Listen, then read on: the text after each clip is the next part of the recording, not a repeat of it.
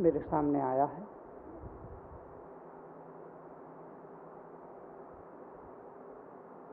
कि दुनिया में सबसे बड़ा भिखमंगा कौन?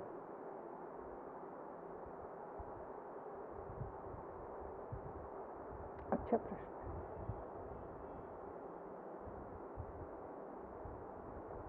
और अच्छे प्रश्नों पर अच्छा जवाब देने का दिल करता है।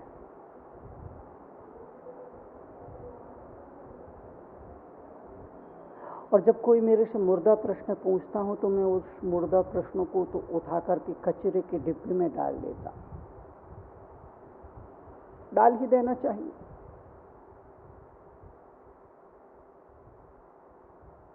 अगर प्रश्न अच्छा है, अगर क्वेश्चन अच्छा है, अगर सवाल अच्छा है तो उसका उत्तर देने का दिल करता है, मन करता है। ऐसा ही एक अच्छा प्रश्न पूछा गया है कि दुनिया का सबसे बड़ा भिखमंगा कौन? एक नौजवान ने पूछा है कि मुनि श्री, आपकी नजरिया में, आपकी दृष्टि में, आपके विचारों से, आपकी प्रज्ञा से, आपकी चेतना से, आपके सोच से, आपके चिंतन से, आपके थिंकिंग से सारी दुनिया में सबसे बड़ा भिखमंगा कौन? और इसके उत्तर में मैं यही कहूंगा कि जो आदमी का मन है वो सबसे बड़ा भिखमंगा है। सबसे बड़ा भिखारी वो नहीं जो सड़क के किनारे फुटपाथ पर बैठ करके भीख मांग रहा है, कटोरा लेकर के भीख मांग रहा है, मस्जिद और मंदिर के दरवाजे पर खड़ा होकर के भीख मांग रहा है। वो भिखारी नहीं है। वो भिखारी सबसे बड़ा भिखारी नहीं है। सबसे बड़ा भिखारी है आदमी का मन, आदमी का मन, आदमी का मन। मन सबसे बड़ा भिखमंगा है। मन सबसे बड़ा भिखमंगा है क्यों? इसलिए कि मन को कितना भी मिल जाए मगर मन, आदमी का, इंसान का मन कभी तृप्त नहीं होता है।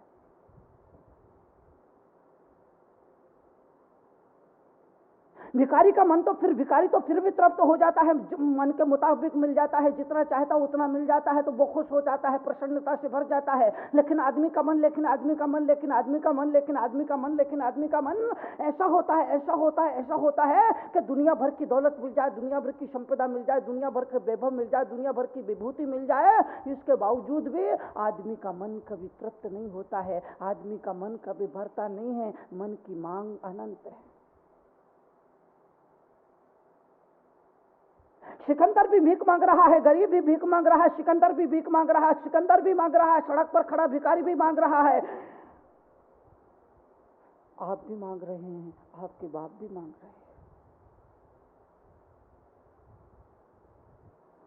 अगर आप ये सोचते हैं कि एक दिन मन तृप्त हो जाएगा तो आपका ये भ्रम है।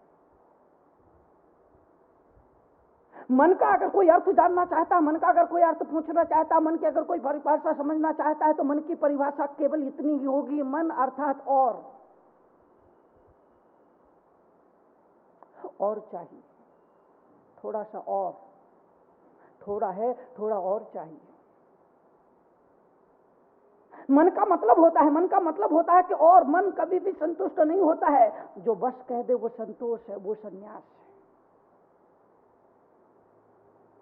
जब आप भोजन करने के लिए बैठते हैं, किसी पंगत में बैठते हैं तो भोजन करते करते एक ऐसी स्थिति होती है कि आदमी कह देता है कि बस।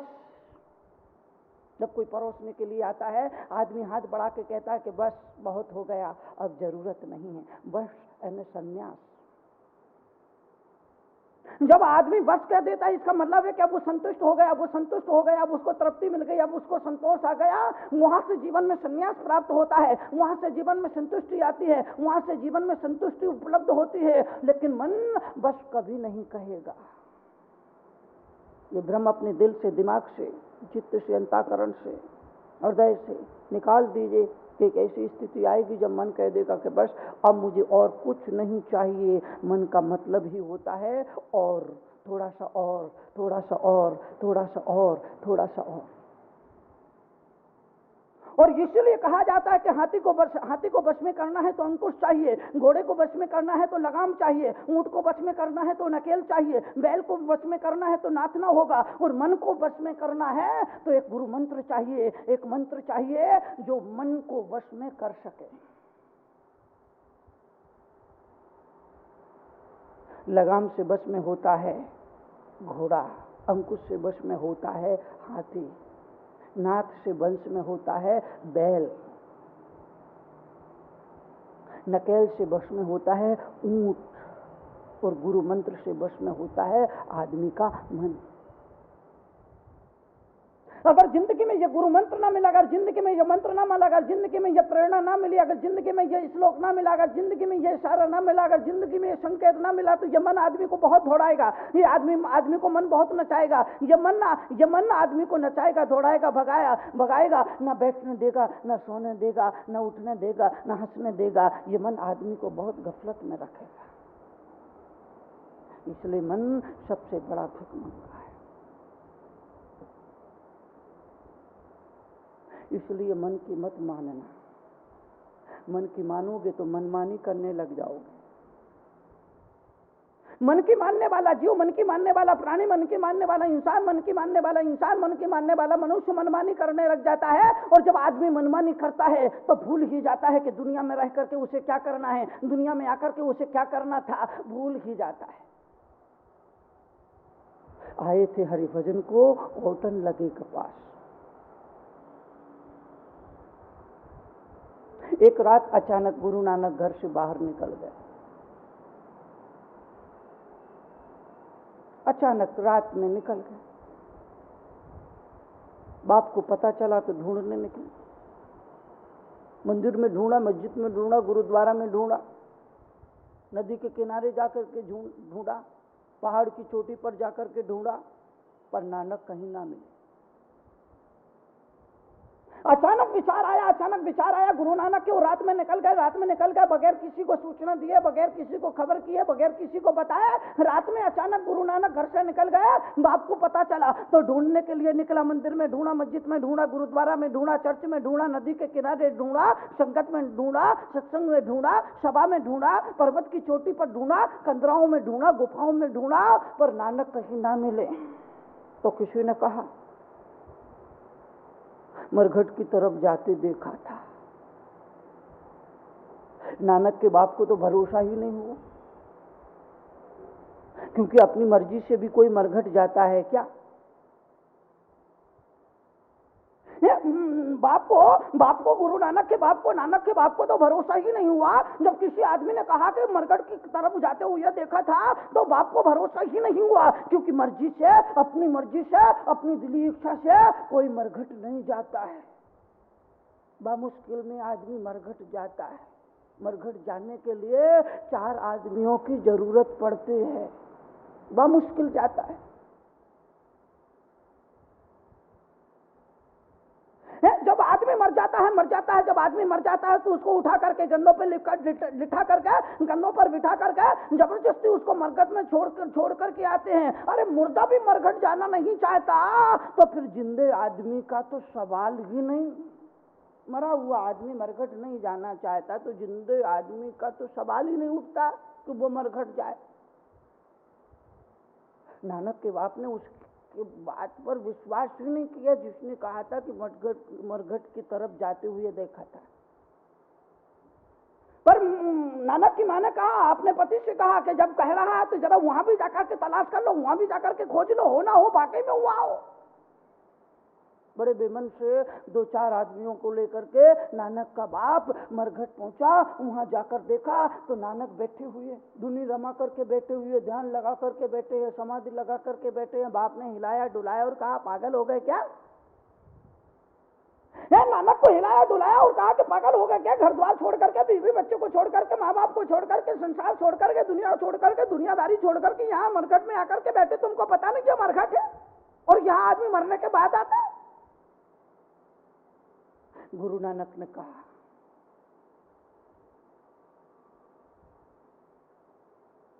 मुझे पता है कि ये मरघट है,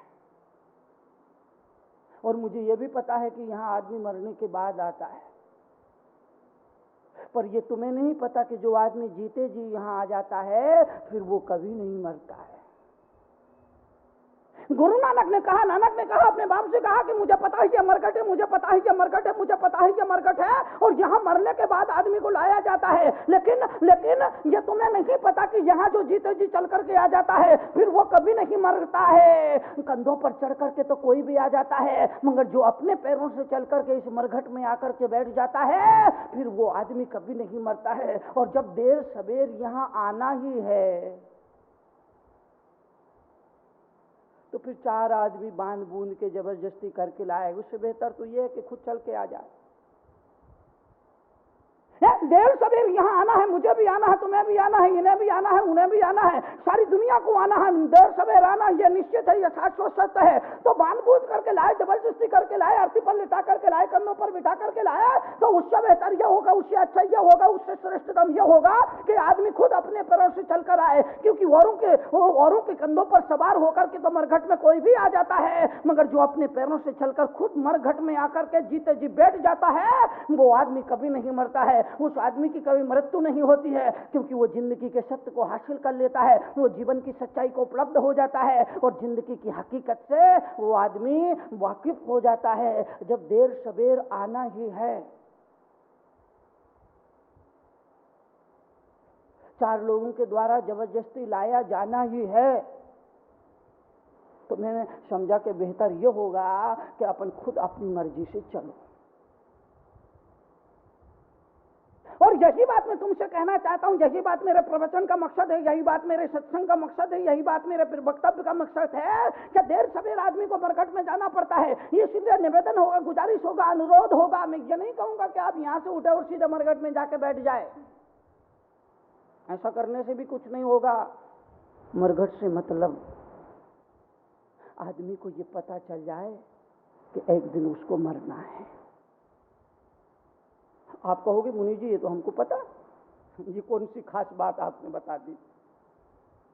ये तो दुनिया का हर आदमी चाहता है कि एक दिन उसको मरना है, एक दिन सबको मरना है, एक दिन सबको मरना है, एक दिन दुनिया से सबको जाना है। ये तो हर आदमी जानता है। जानना अलग चीज है और मानना अलग चीज है, दोनों में बड़ा फर्क है। मैं भी यही कह रहा हूं कि सारी दुनिया जानती है, सारी दुनिया जानती है कि एक दिन मरना है, एक दिन मरना है, एक दिन मरना है, सबको मरना है। राजा को मरना है, राजा को मरना है, राणा को मरना है, अमीर को मरना है, गरीब को मरना है, चक्रवर्ती को मरना है, भिखारी को मरना है, शहंशाह को मरना है, बादशाह को मरना है, साधु को मरना है, सन्यासी को मरना है, पापी को मरना है, धर्मात्मा को मरना है। सारी दुनिया इस बात को जानती है, मगर जानने और मानने में फर्क होता है। एक दिन सबको मरना है यह केवल जानना नहीं है, बल्कि एक दिन मुझे भी मरना है, इस बात को मानना भी है। अभी तुम इस बात को कहाँ मानते? तुम कहते जरूर हो कि एक दिन सभी को मरना है, पर उस मरने वालों में तुम अपनी गिनती कहाँ करते? ईमानदारी से बताना, अपने दिल पर हाथ रख करके बोलना। तुम कहते जरूर हो कि एक दिन दुनिया में सभी को मर जाना है, पर उस मरने वालों में तुम अपनी गिनती कहाँ करते हो? तुम तो ये सोचते हो ना कि मरने वाले और हैं, मैं तो गिनने वाला हूं कि इसकी भी फाइल सुलट गई और इसका भी हिसाब निपट गया है। तो तुम तो अपने को गिनने वालों में रखते हो ना, मरने वालों में कहाँ रखते? तो मानना है। इस मुल्क का दुर्भाग्य है कि हम अपने आदर्शों को मानते हैं, हम अपने तीर्थंकरों को मानते हैं, हम अपने अवतारों को मानते हैं, हम अपने बुद्ध पुरुषों को मानते हैं, हम अपने प्रज्ञा पुरुषों को मानते हैं, हम अपने साधु सन्यासी मुनियों आचार्यों को मानते हैं, मगर उनकी मानते नहीं हैं। महावीर को मानना एक बात है और महावीर की मानना दूसरी बात है। राम को मानना एक बात है और राम की मानना दूसरी बात है। राम को मानना, महावीर को मानना बड़ा आसान है, लेकिन महावीर की मानना एक कठिन तपस्या है, एक कठिन साधना है।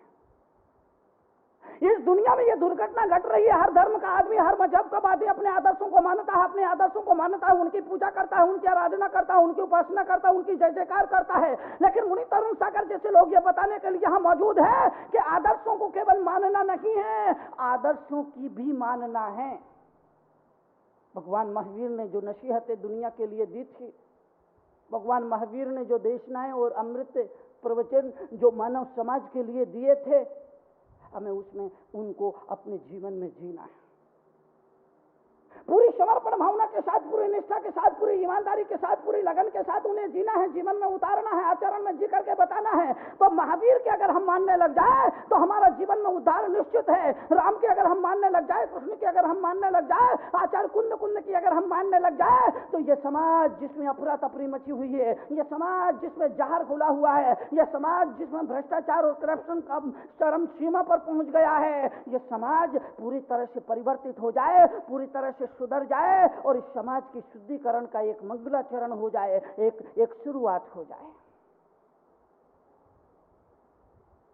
पर कब?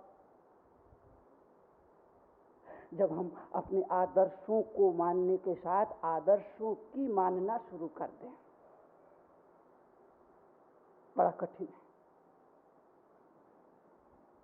कठिन इसीलिए कि आदर्शों को मानने में केवल दो तेलों की जिब्बा हिलाना पड़ती है, मगर आदर्शों की मानने में पूरे दो मन का शरीर हिलाना पड़ता है। महावीर को मानने में तो केवल 2 तोले की जिब्बा, जय जय महावीर, मान लिया महावीर को। पर जब महावीर की मानने के लिए अपने आप को तैयार करोगे तो पूरा 2 मन का शरीर हिलाना पड़ेगा। और हम शरीर हिलाना कहाँ चाहते? हम अच्छे खासे होके भी विकलांग हो गए। हम श्रम नहीं करना चाहते हैं, परिश्रम नहीं करना चाहते हैं, मेहनत नहीं करना चाहते हैं। एक भाई ने कहा,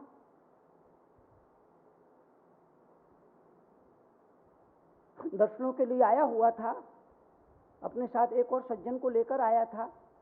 उसने कहा, मुनि जी ये बहुत बड़ा आदमी है। मैंने उसको ऊपर से नीचे तक, आगे से पीछे तक, दाएं और बाएं तक देखा कि ये बड़ा आदमी कैसे?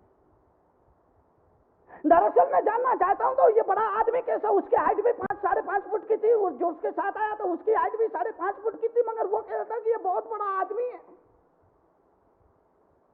और फिर बड़ा, मैंने तो अब तक दही बड़ा, मिर्ची बड़ा, आलू बड़ा ही सुना था, और ये कह रहा था ये बड़ा आदमी है। या मिर्ची बड़ा का नाम सुना था, आलू बड़ा का नाम सुना था, दही बड़ा का नाम सुना था, ये मैं बड़ा का नाम पहली बार सुना।